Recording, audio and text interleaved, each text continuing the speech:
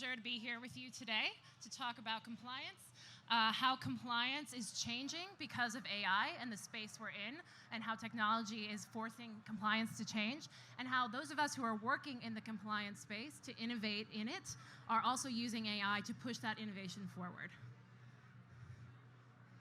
All right, so we'll start with the problem space, compliance today. I'm a product manager. We love to talk about problems, but we can't really solve those problems unless we have a really good vision of where we're going.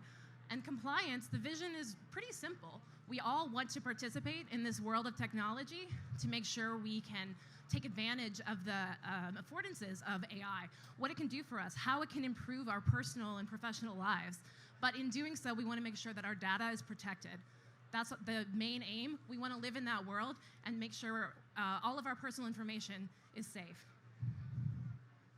The reality, of course, we know that's not true. We know that there are a lot of risks out there today. We've heard some of them already today in the conversations. So what are those risks? There are definitely some bad actors out there who are going to leak our data. But the bigger risk is probably those who just don't know how AI works, who don't know what strategies to take to make sure that they are being compliant, that make sure they are protecting that data. That's probably the bigger risk.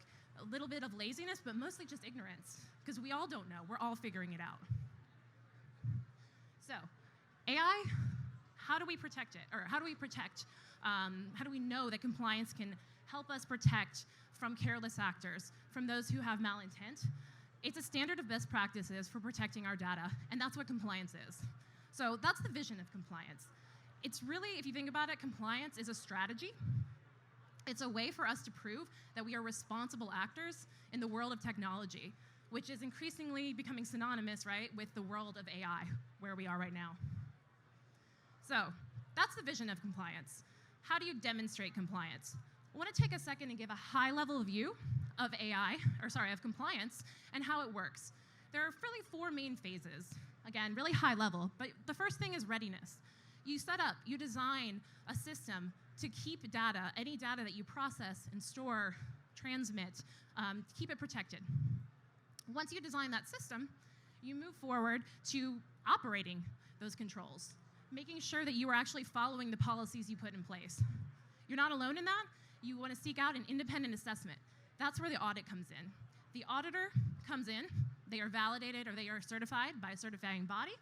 They come in and they say, great, here's some ideas, here's your assessment.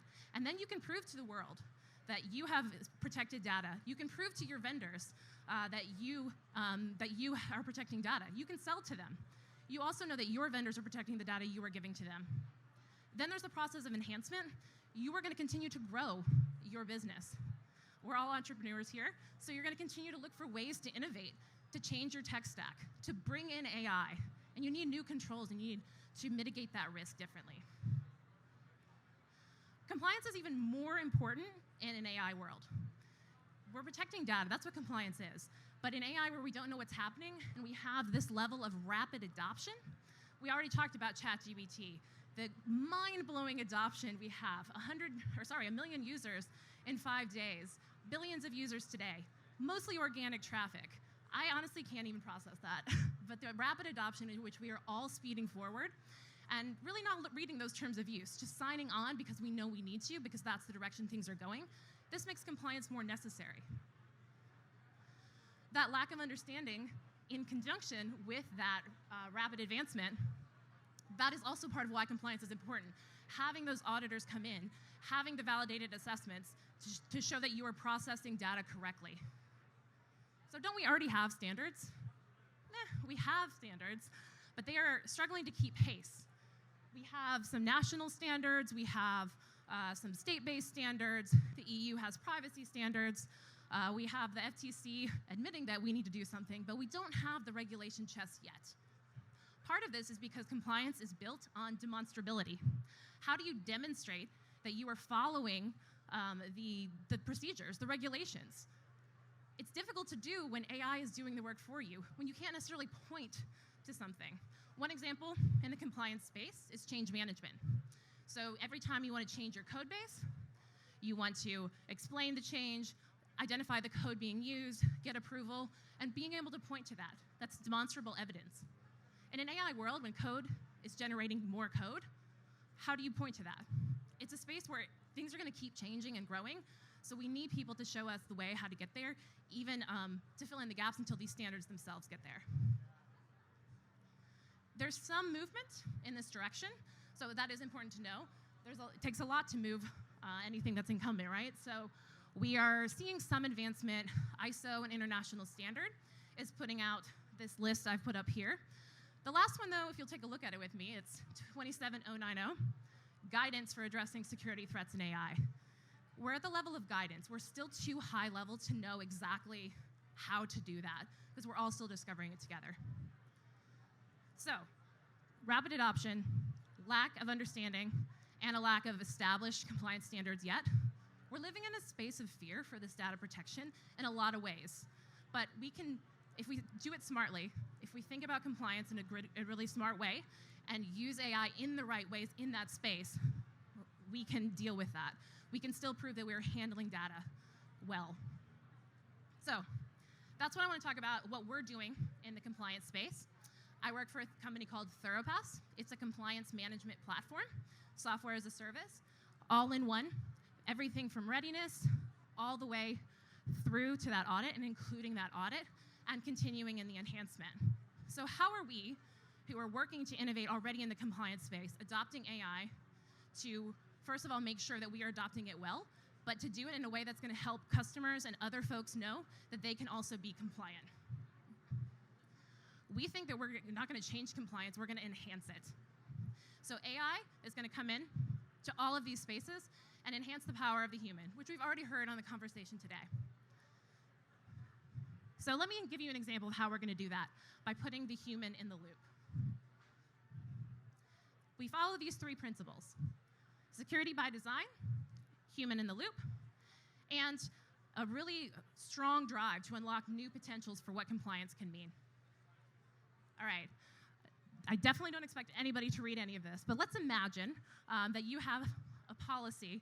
This is on the screen. We have 35 pages of many of a policy. You have maybe 12 policies. One of our audit tests, one of the things our auditors look for, is how frequently does somebody or does the company review access. So reviewing privileges to systems, making sure the right people have access, making sure people don't have access they shouldn't. The answer might be very small in one place. Maybe you do it quarterly. But to find that out, an auditor is going to have to look through every page, open up multiple documents, take hours to identify a number of false positives, make sure there are no contradictions, really identify that that is what you are doing, and then validate that in another system. Again, this is hours of work. For a SOC 2 Type 1 audit, which is validating the design of your system, which is a lot of policy work, 65% of the tests that auditors run are based on those policies. So if we can create efficiencies in this space where it takes hours and hours, we can save so much time for our customers and get them to audit faster and get them to proving that they are compliant and being secure faster. So how we do that? We take those tests, we design AI with that security by design principle. We put that through a large language model using prompts designed in conjunction with our audit partners, with the humans themselves.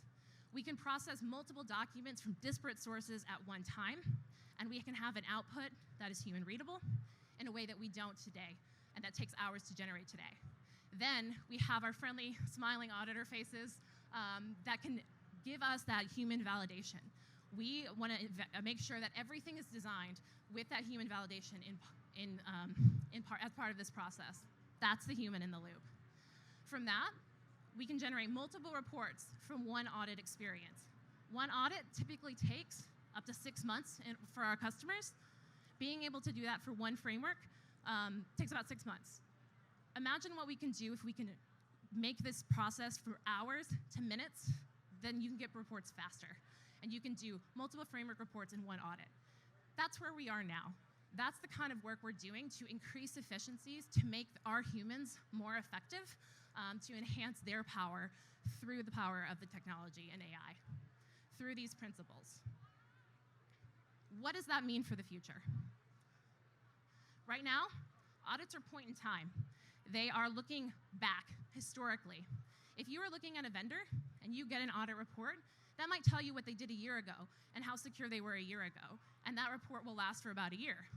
But in the future, if we are not planning for that much time, if we have efficiencies, you could get an on-demand audit report.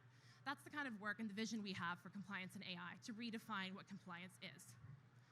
Right now, because of the amount of resources and how much data you have to collect, everything is a representative sample.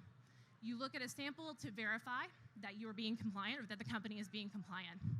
In the future, we can look at everything. We can synthesize with AI to make sure that everything is taken into account and nothing gets through the cracks. Doing all of this and having those efficiencies moves compliance from an expensive and time-consuming proposition to one that is based on efficiency and therefore more cost-effective.